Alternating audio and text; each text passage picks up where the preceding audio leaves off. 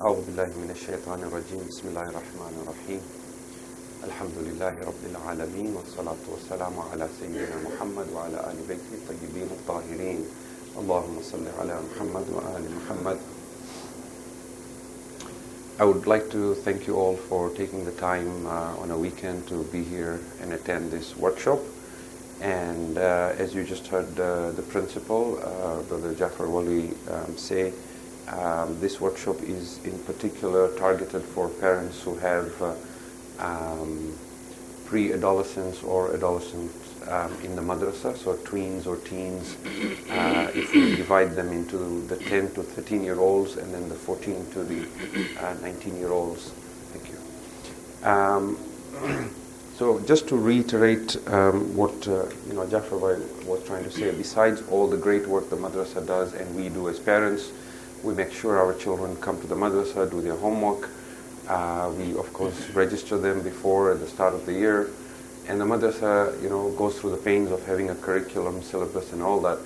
I think the most important aspect is that communication aspect, and there should never be this mode of thought that the children are yours and the madrasa is providing a service and you're bringing your children to the madrasa and the madrasa is imparting religious knowledge and then you take back your children and what they become at the end is your problem. Instead, the thought and the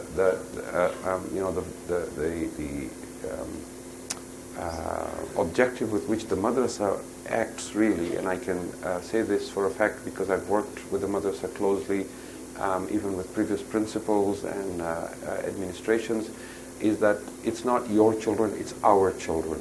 We're as concerned about them as you are, and we want to see them succeed as much as you do. Obviously, we cannot love your individual child the way you do, but we are as concerned. And the teachers, the administrators as well, are also parents, and their weekend is also precious, but they come out and do this voluntarily just out of wanting to see a more pious, a more responsible, a more vibrant Shia community here and across the world, because we realize through our own selves that what we make out of these children as teenagers is going to strongly reflect what they become as future leaders of this community and as adults, as parents themselves, having their own families, and they will reflect the ethos of the Shias around the world, because many of them will travel and migrate to different parts of the world,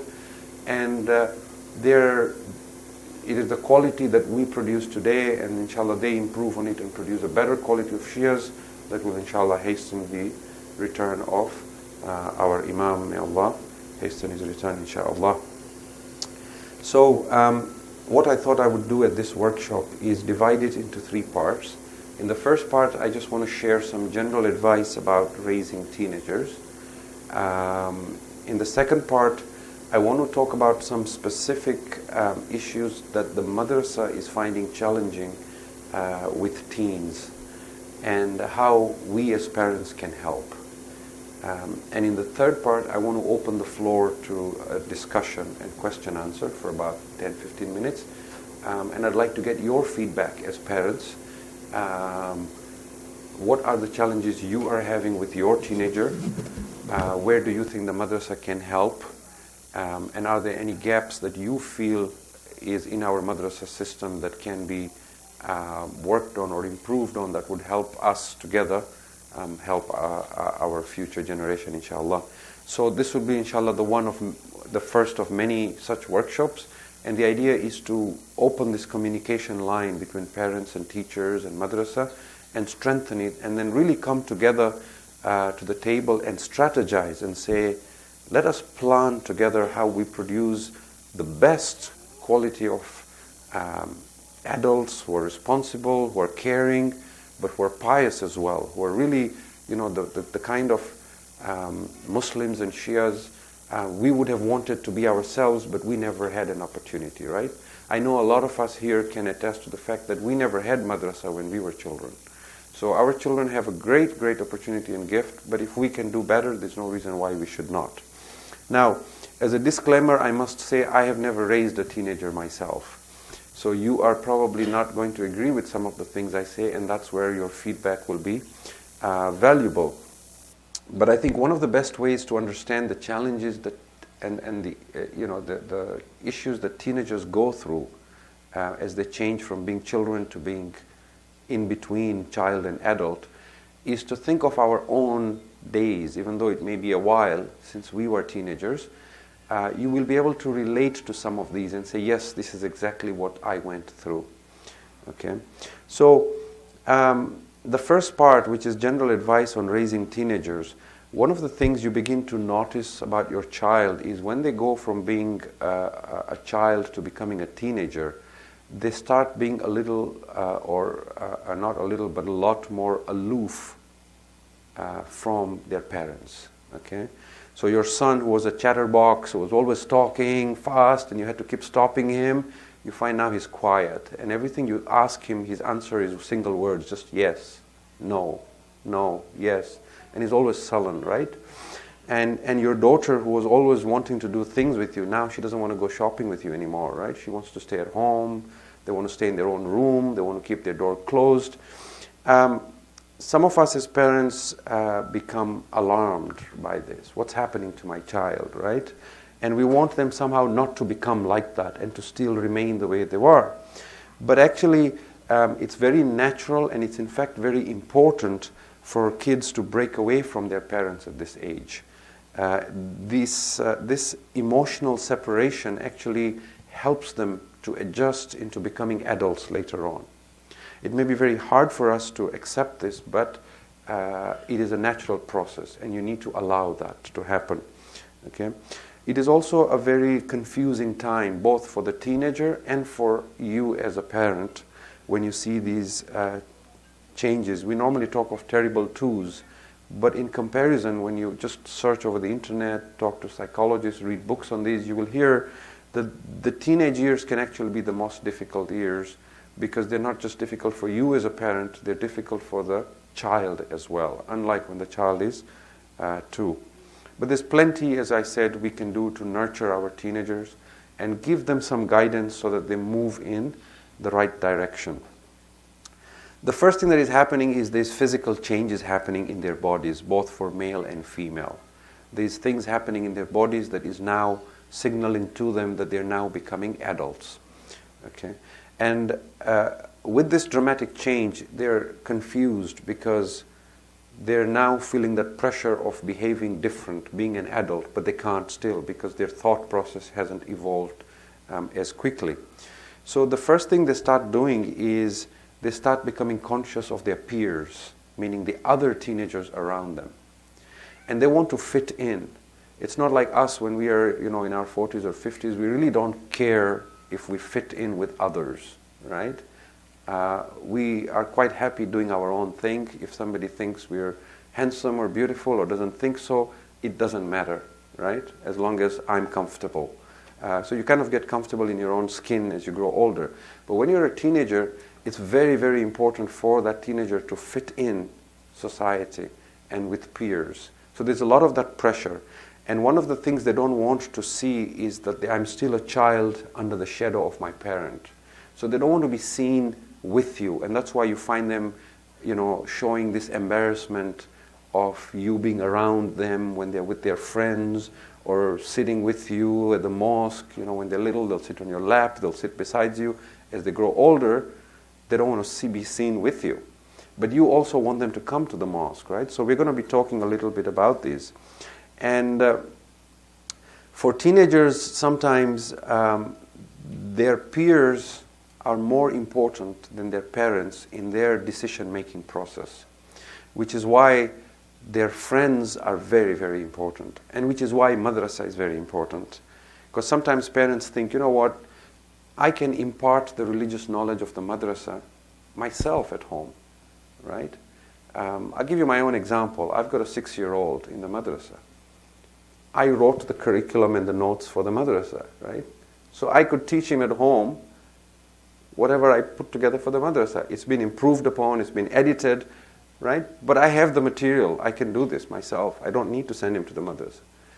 But there is something he gets from the madrasa that I can't give him, which is the friend circle that he builds, the peers that he builds. It doesn't matter so much now, but when he's a teenager, who is he going to play basketball with? Who is he going to hang out with? Who is she going to be going shopping with? Who is she going to share, ideas with, and so on? When they're in trouble, who are they going to talk to? So it's very important that you allow them to build a healthy friendship and social circle that will become their peers, who have the kind of values you want them to have, so that even if they don't take certain values from you, they take from their friends, it is still of good value. You will find that your teenagers, as they start becoming teenagers, they're trying and experimenting different things. They want to try different hairstyles, they want to dress differently, they want a different identity. And that is again because they're trying to find themselves. They're trying to build an identity for themselves. They don't want to stand out from the crowd to be embarrassed or to be laughed at, but they also don't want to disappear in the crowd. They want to be a trendsetter. They want to do something unique and different that makes them special. They thrive on compliments, on praise, on admiration, right? When you walk into the mosque, you'll just walk in anywhere and sit. When they walk in, they're very conscious. They're thinking, everybody's looking at me, when in fact nobody is, right? But they're very self-conscious. So our goal is to help our child to become a caring, independent, and responsible adult, and that includes being a responsible Muslim. Now, the first advice that I can share just in general about teenagers, and this is perhaps the most important, is we need to be role models. Okay? We cannot expect very, very good children if we ourselves don't have those very, very good values and, ethics and morals that we want them to have. Because you can fool a young child, but with teenagers, they are watching your actions more than they're listening to your words. Okay? So, this is extremely critical. For example, when they hear you interacting with others, do you lie? Right? Because they know the truth. If you're telling someone something that's a lie, they have the inside perspective. If you're lying, they might not call you out on that, but you have given them a value, that it's okay to lie once in a while, right? Do you cheat others? They will find out, right? Do you break your promise? Do you make a commitment to others and then you don't keep your promise? Okay. Do you swear? So you're in the car with them, you're driving, some small incident of road rage, suddenly there's all these 4-letter words being exchanged. If you swear, you cannot expect them not to be using foul language, right? Do you pray on time? If in your home, praying salat on time is not important, you cannot lament when they're much older to say, my child doesn't want to come to the mosque, doesn't want to pray, this and that. It's easier for them to slip once they start going to university, because if you give them very, very strong values, you can expect it to water down and become just strong or good values. But if you give them just good values, there is a danger of it deteriorating and watering down when they're on their own, when they get busier with university and work and life and so on, right? Sometimes little things. For example, do you as a parent have a habit when you start eating, you say Bismillah ar-Rahman ar-Rahim loudly? For your own self, not just, I want him to hear. When you start your car, do you say Bismillah ar-Rahman ar-Rahim? Put these little habits, introduce them while your child is younger, and you will be surprised. They might not do it as a teenager, they might not do it in their 20s, but when they are in their 40s, it will come back to you. Because if you look back at yourself and think about your religious values when you are past, your 40s and 50s, some of the values that you have adopted were not your parents, they were your grandparents. Your grandparents never sat down and told you, do this, do that. But it was just the things you saw them doing. Like you grew up seeing your grandmother always sitting on her bed with a rosary or a tasbih in her hand and just doing tasbih, right? Or you grew up just seeing your grandfather always on his prayer mat, spending some time worshiping, or going for a walk, enjoying nature, whatever it is. These are sort of memories that stay with you, and you admire them even though you don't practice them, but they come out again later in life. So there are little things we can do that our children will watch, and our children, our grandchildren will pick up on these values. Is attending the mosque important to us? Do we backbite at home at the dinner table? Is music played in our house, in our cars? Right? Have we given our teenagers examples of being courageous? There are times in life when we have to show courage. And courage is not always fighting with someone, but just doing the right thing. Like, for example, apologizing when we're wrong, or owning up to something we've done that is wrong, or standing up to someone who may be trying to intimidate us or bully us. They look at what we do and they take values, especially values of courage, from us. Okay? Values of integrity, for example. You go to a store, they give you extra change, or you forget to pay for something, you go back and give that back or pay it back, or do you say, you know what, it's just $1, forget it, right? Little things like that, they pick up on that. The second piece of advice that I could share with regards to teenagers is don't try and fix all their problems. Give them the right tools, but let them try and fix certain things themselves. Let them go as far as they can, even if they have to struggle a little bit. It's good for them to struggle a bit because you're passing on values that they will benefit from later on. It's just like with little kids. When you have a 4-year-old, a 5-year-old, a 3-year-old, it's very tempting to, especially when you're in a hurry, always put their jacket on for them, always tie their shoelace for them, always brush their teeth for them, right? But imagine if they're a teenager and you still have to tie their shoelace for them or brush their teeth, right? Now you're not doing a service to them, you've done a disservice to them. So as much as it might hurt you to see your child struggling, you also have to think of them one day becoming an independent adult. So let them struggle a little bit and try and fix. If they come to you with a problem, before giving them a solution, sit down with them and ask them, what do you think we should do about this, or what do you think you want to do about this? And let them make suggestions and then guide that. So now you reverse the role where they make the decision and you are a guidance to them, a mentor to them. The other piece of advice is, this is the third, is choose your battle wisely. Because they're going through such turmoil within in their lives, and they have always this anger within them that you don't get me, you don't understand me. Don't nitpick about everything. Don't pick battles about every single thing. Your room is always dirty. This is always not right. Your fingernails are always long. This is just on and on and on. What happens when you constantly criticize them is they become deaf. And then we complain that our children don't listen to us. They only want to listen from their friends or from someone outside. Right? But if we don't have a habit of nitpicking and criticizing every time, then when we do that, it's a big deal. Okay? Otherwise, it's just, well, it's her habit. She's always going to go on and on. So I'll hide stuff so that she doesn't even know about it, right? So pick your battles wisely. The fourth advice is invite their friends over. It is important for you to know, if you are the parent of a teenager, you have to know who your teenager's friends are. And the best way to do that is invite them over for dinner. It'll be a lot of work, your teenager with a house full of teenagers, but you will get to see how they interact with each other. You will get to see, what's good about it, what's bad about it. If you want to take it a step further, invite the teenagers with their parents as well, because you will see how those teenagers interact with their parents as well. Right? So there's a lot that you can take and learn about your child just by observing what values they look up to, what kind of friends they look up to, who they like to hang out with, and so on and so forth. Number 5, decide on the rules and discipline in advance, which means amongst yourself as husband and wife, agree in advance what the rules are going to be.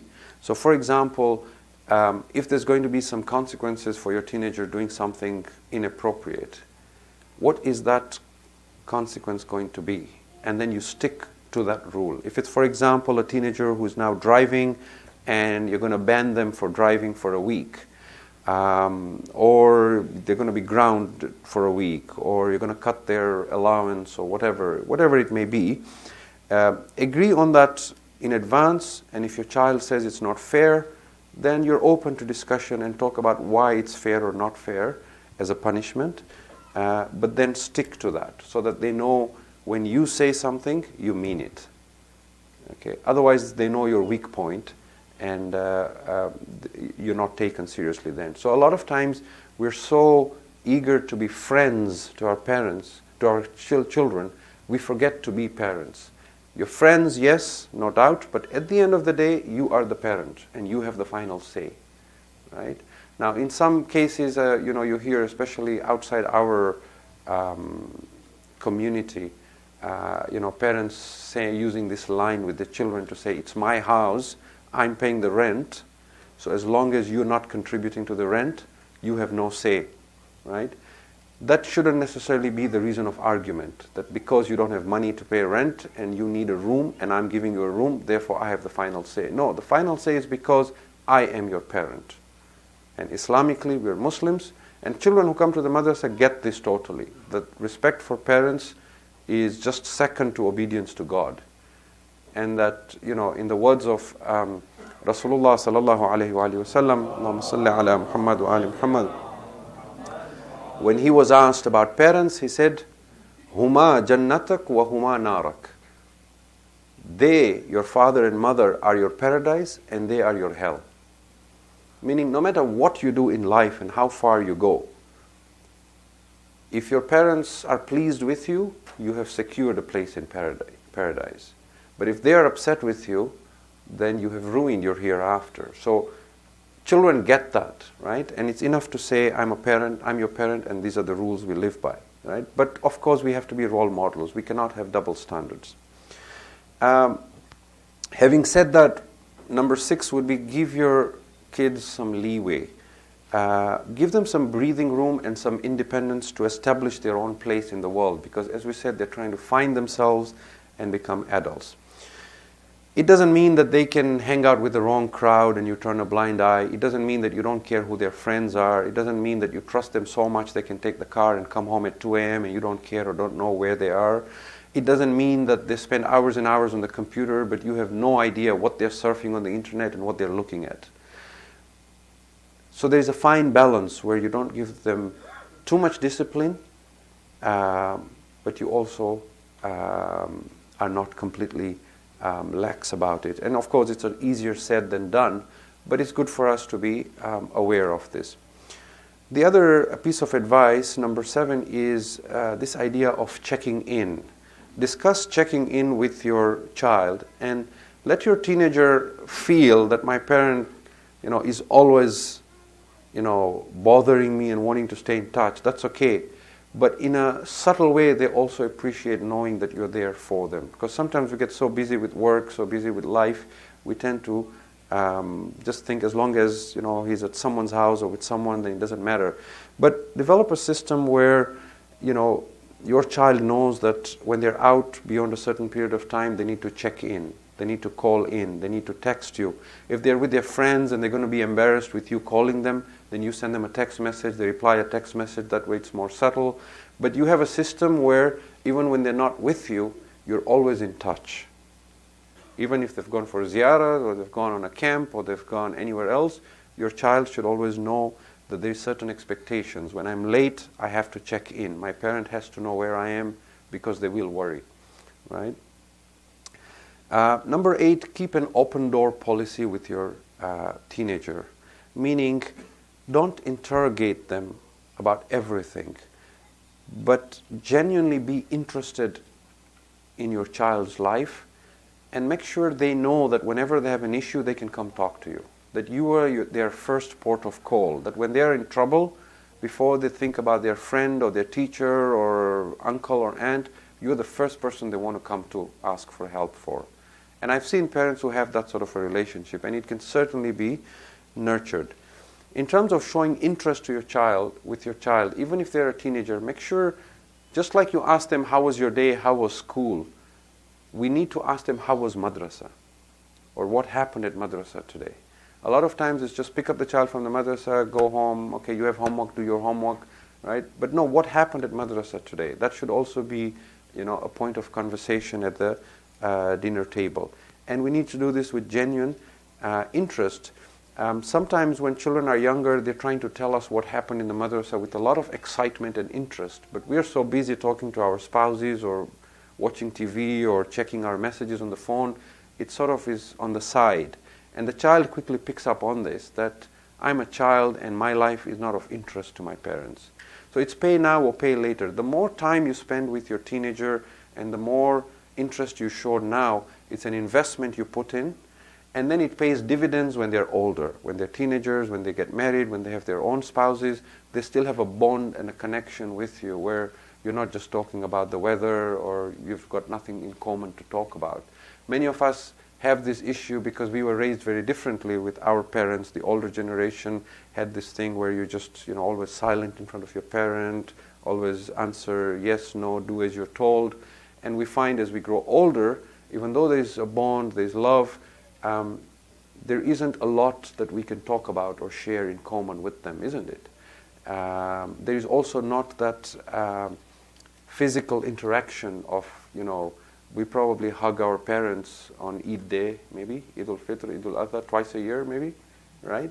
So this generation is different, and it allows us to have a much healthier and a much closer relationship. And if we can nurture it, we can certainly make them very good adults as they grow up.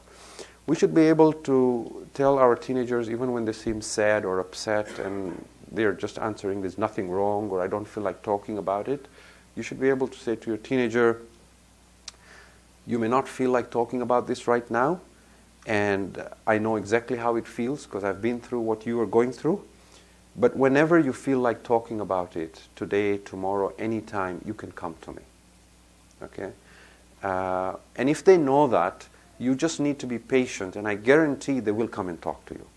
But don't be alarmed or panic or start drama and, why is he so upset? There must be something wrong. I need to know right now what has happened, right?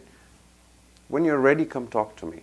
As long as they know there's someone, because everyone needs to talk to someone about their problems at some point. Which brings me to number 9, which is don't be impulsive or reactive, which means skip the drama. Even if the drama is from your child, they're yelling, they're shouting, they're slamming doors, right? And that will happen sometimes. You as an adult, as a parent, need to understand, not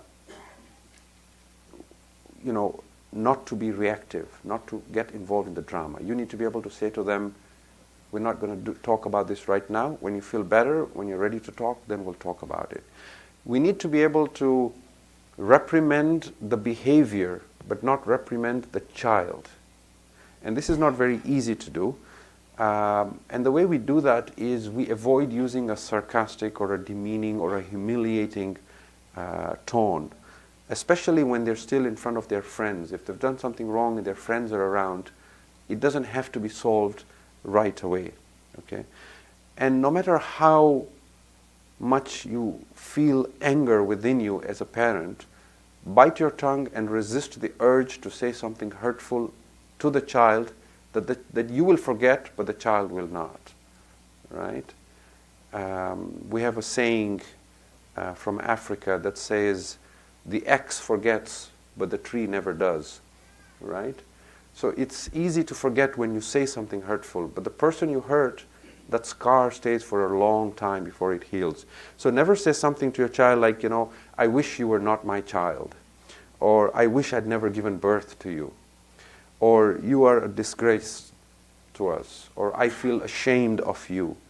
Or you are no longer my child. Or I wish you leave my house forever. Or, these things, you may feel them sometimes, but that may be normal, but we need to be able to hold ourselves back and say, they're not themselves, they're going through a very troubled period, I've been through this. You may not have been exactly that way, but every human being is different, right?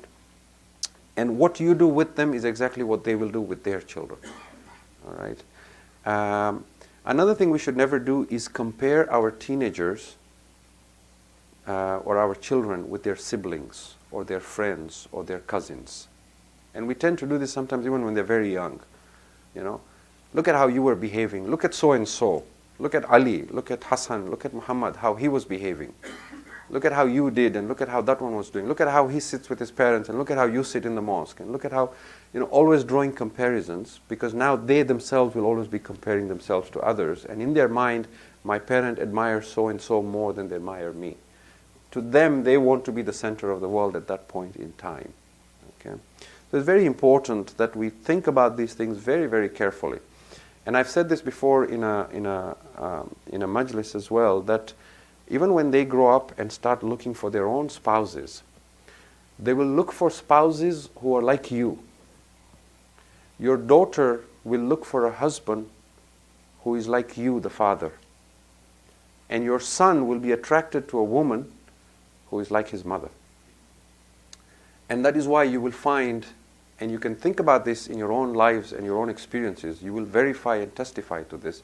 You will find that sometimes you see a young girl who has everything in life. She's educated, she's beautiful, she's got everything to look forward to. But she gets attracted to someone who is what we might call a loser, right? Someone who has violent habits, somebody who's going to beat her, treat her with a demeaning manner. And you look at that case and you think, why? Why did she not have that self-esteem to know that she deserved better than this? But when you go further up, you find her father was treating his wife or her mother like that. So in her mind, this is how a man treats a woman. So she's attracted to that. She's not consciously, obviously, wanting someone who will ill-treat her, but that happens like that. If a mother is very protective and very controlling of her son, he will subliminally, without consciously doing this, be attracted to a woman who is also very controlling, because that's what he knows and expects, right? So your children will take values from you, even if they say, I hate you and I wish you were not my father, I wish you were not my mother. So, and that is why we say being a role model is so important. You really need to think about this, that the way I behave today as a man is how my daughter is going to seek a husband, right? And vice versa. Okay, in the interest of time, I move a little faster. Number 10 is show your love unconditionally. Your child needs to realize that no matter what they do, you are never going to stop loving them. It doesn't mean that you're okay with their choices. Okay? Your daughter might decide to stop wearing hijab. It doesn't mean that you give her the impression that I'm okay with that because my love for you is unconditional, right? But they also need to know that you have not given up on them, right? You might not accept certain things, and you might never accept that, and they need to know that you are hurt and that you're not happy about it. But they also need to know that if they change their mind and mend their ways, you're still there for them, right? One way to bond with our teenagers is to spend time with them and to show that we care, right? So just like we say about interaction amongst ourselves as adults, the same thing with teenagers. When they're talking to you, listen to them with utmost interest and really be genuinely interested in them. Okay? And again, you find this very interestingly, right, with the older generation. When we were talking to our parents or grandparents, they were not really interested in what we were saying because these were like kids, right? Today, they might feel the opposite, that when they're old and they talk to us, we're not really interested in what they say. Right? But if that bond was built then there's a sense of friendship that remains. And I've seen that in cases with adult women in their 40s and 50s, and their fathers are 70s and 80s, and they still say, my best friend is my father. Right? So it is definitely possible, and it comes from what you invest when they are teenagers. Spend time with them, respect their feelings. Just like you are immediately concerned when they do something wrong and you talk about it, when they do something good as well, compliment them. Don't wait for big things to compliment, like when they pass their final exam or when they win an award or something big. But even little things like when they're struggling to do something, and you compliment the fact that they haven't given up on it, right? Or the fact that they thought of doing something that was clever, right? It shouldn't be flattery, it shouldn't be false praise, but it should be there to know that you admire them and that you're proud that they are your child, right? It is important as parents and children to make sure that we regularly have meals together. I know it's a fast-paced life. Sometimes we're not able to have breakfast together, lunch, everybody is out. But there should be at least one meal in a day where there's a rule, meals, dinner time, you have to be home and we have to have it together. No one's sitting on the TV and having dinner while parents are on the table, while this one's having in the room. No, we're going to sit at the table, we're going to eat together. Dinner has to be together. Same thing with salat. If it's possible, have a space in the house that's a prayer room and pray together, right? Things like that. You do things together, you bond. You might also, on certain days when you are having some trouble and there's a cold war between you as a parent and your teenager, consider doing your own things but still being in the same room and sharing the same space. And suddenly one might open up and start talking, right? Because there is a bond with our children that is different from our bond with our spouses or anyone else, right? And it heals itself. Just being near each other could start a conversation. You can also encourage your teenager to talk to another adult if there is someone in the family that you really trust, like you have a brother or a sister or an uncle or someone. You could encourage them that, if they need guidance or they're having a hard time talking about certain things to you, especially when they're physically changing and becoming adults. They might have questions, but they're embarrassed to talk to you. You can encourage them to talk to their uncle or their aunt or a cousin who is older who can help them. And the motto or the policy with which we should work with our teenagers is, you're not going through this alone. We're going through this together and we're going to come out of it together. Okay? We're family and we're there for each other no matter what. I've talked about listening, paying close attention to what your teenager says, reading between the lines in what they say, paying attention to their body language. Sometimes the body language will tell you a lot about them. A lot of times your teenager, just like your spouse, doesn't want you to just step in and solve the problem. They just want you to listen. They want you to be a sounding board. And they want you to just ask a few good questions so that they can express their feelings. And when they leave that conversation, they feel closer to you and they feel a bit clearer about what they need to do with their own lives, right? And this is, from what I'm told, particularly important for girls. A lot of times for girls, they might internalize this and they have a lot of emotions and feelings, and it's good for them to just know they have someone they can talk to and express all their feelings. You might think the feelings are silly or immature or really, why are they making such a big deal about this? But don't downplay it as something not important. To them it's very big, so to you it must be big. But if there is unconditional love, you will ask the right questions, and inshallah they will feel closer to you, and they themselves will admit later in life that all that conversation we had, in retrospect it wasn't such a big thing, right?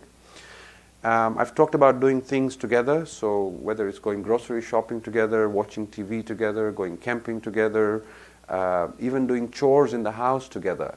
If you're doing laundry and you're sorting the clothes and you're doing it, bring your teenager over. Don't tell them, do the laundry. Do it together, right? Clean the backyard, whatever it is, involve them. One very important thing we can do is volunteering together. Because when you volunteer together, not only are you spending quality time with your teenager and bonding with them, but you're passing on them a value of helping others, being selfless, and you're introducing them to the joy of helping others. So it could be local volunteering in the madrasa. We've seen it in Masumin Center, father and son helping in the parking lot, whatever it is. It could be volunteering with the food bank. It could be helping the homeless, whatever. It could also be sometimes a trip overseas. You go together to wherever, India, Africa, Iraq, Pakistan, help with building a school, anything. But if you're doing it together, you're passing on values, you're enjoying the time you're spending together. It's a holiday, whatever, but you're also teaching them the value of volunteering. And people who volunteer a lot of their time, they become selfless. They become more concerned about helping others, and they become less concerned about their own problems. And because of that, you find, because they're less, I hate to use the word selfish, they're more selfless, it's easier for them to bear their own problems in life. They're less likely to face depression or anxiety or just feel life has been unfair to me, or to be materialistic, or to fall into wrong ways, because they're constantly concerned about helping others. And when they build that image in society, people know that when I have a problem, this person helps. So now they're going to get so many requests from people to asking them for help, and they're getting so much joy helping others, their problems seem small. And that is why I often say, if you're going through a particular challenge in life, find people who have had the same or more, and talk to them and ask how you can help them. It will help you heal. Whether you've lost a loved one, whether you're going through a sickness or illness, whatever it may be. When we help others, we help ourselves, actually. Number 13 is keep a physical connection, which I alluded to earlier. We are always hugging and kissing our children when they're little, right? Throwing them in the air, giving them piggybacks, cradling them, throwing them on the bed, whatever it is, right? Don't stop doing that just because he's a teenager. He might feel embarrassed or she might feel embarrassed. Just grab them and hug them, right? Keep that physical connection. It's very, very important. Sometimes creep into their room when they're asleep and kiss them on the cheek. You'll be surprised. They might be awake, but they'll pretend to be asleep. But they will feel this intense joy that I'm still special to my parent, right? Tell them you love them. This is something, again, you won't find with older generations. It's very embarrassing for them. But it's, again, something you can't just start all of a sudden. But I've seen cases where the parent is craving to tell their child, and the child is craving to be told or to tell their parent, but they just don't have that relationship between them, right? So don't be embarrassed to put an arm around your child or teenager's shoulder just because they're taller than you now, or punch them in the shoulder, or whatever it is. If they ask you for something like, can I have the car keys? We say, well, it's going to cost you. I need a hug first, or, whatever it is. I think when my son is a teenager, one of the things I'm going to be doing is asking him to massage my feet. Because I think this is something that I grew up seeing with my grandmother. My grandmother used to do this, If you went and sat near her, she's like, you're just sitting and talking, be useful, massage my feet. And we'd be pressing her feet for her, right? And she'd be talking to us and telling us stories of the past while we're pressing her feet for her. And she's gone, but I'm still here talking about her like 20 years more over, right? So keep that physical bond, because we are very social creatures and we love having that sort of, remind your teenagers how special they are to you. Don't shower them with false compliments so that they think they're the center of the world or they become egoic, but acknowledge even their small efforts. And then lastly, have fun together with them. There should be some time. It shouldn't always be serious about your career, your school, your madrasa, your work, majlis, this, that, how you dress, how you look, your friends. Do certain things that are just fun or even silly, laughing out aloud. Don't be embarrassed to be yourself in front of them. And your teenager will just keep admiring you, that you have this unique ability where you have rules, you have discipline. There are certain things you will not compromise on, such as your faith and your religion. And you're very strict about certain things, like praying on time. But you also have a side to you where you can laugh. A lot of us just become very nice and silly and friendly when we have grandkids, right? And the parents in the middle are sometimes thinking, they're so nice to my kids. They were not like that to me, right? They were so strict with me, but they're spoiling my grandkids. Everything I do, they're undoing it, giving them junk food and just, totally. Why were they not doing it with me, right? So don't wait for grandkids. Do it with your kids. Now, I am running out of time. I think our time is almost up, isn't it? I was going to share a second part on specific to the madrasa, but I will just in like a minute summarize this. Be conscious of the fact that when your child comes to madrasa, they're here for only Quran and Diniyat, 40 minutes each, so that's 80 minutes a week, and that's like less than an hour and a half. And in a total year, the madrasa has about 28 weeks, 26 weeks. So that's half a year. There's 52 weeks in a year. So for only half a year, your child comes to madrasa and gets religious knowledge for less than 90 minutes. If this was secular school, they would no way be ready for a life or a career post-university. Okay? So Islam places the burden of teaching your children and imparting them religious values to you, the parent, not to the madrasa. The madrasa will not be questioned on the Day of Judgment. We, the parents, will be questioned. And it's very important that our children leave the madrasa, they know how to recite the Quran, they know what is halal and haram, they know the rules of taharat and najasat, they know the rules of wudu and salat, right? So we really need to explore these. When I was asked to do this workshop, I asked the madrasa, what are the things that are of concern to you with regards to teenagers? And some of the things that I was told was issues related to wudu and salat and taharat and najasat. And they're teenagers, they've been here since they were 5. Etiquette in talking to adults, hijab, indifference to homeworks and tests, and communication between parents and teachers, a lack of genuine interest in religion, and inability to recite Quran. Okay, these are some of the highlights that I got as feedback from the madrasa.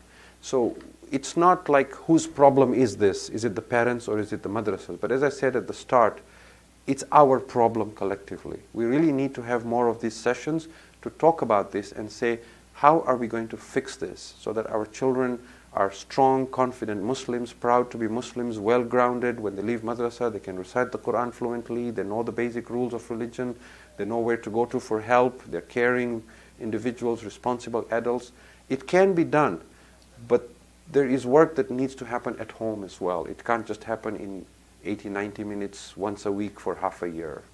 Okay, we really, if our children are the most precious possession we have in life that we really care for, we don't want them to just succeed for 60, 70 years in this temporary world. We want them to succeed in the hereafter so that inshallah we are with them again in paradise, isn't it? So we really have to think about their akhirat as much as we think about their secular world and their secular life. So to summarize, become a role model, discuss religion with your children, read Nahjul Balagha, letter 31 that Imam Ali alayhi salam writes to his son. Stop thinking of your child as your possession, but think of them as an independent human being and be genuinely concerned for them. Emphasize courage and moderation in religion. Try and take your child for religious trips as well, for ziyarah, for umrah, and so on. It's very, very important. Speak to the madrasa about how additional classes can be held for the children, and if possible, have a prayer room in the house, and have a home library, an Islamic home library, where you collect Islamic books, CDs, DVDs. It will grow in interest, inshallah, at home.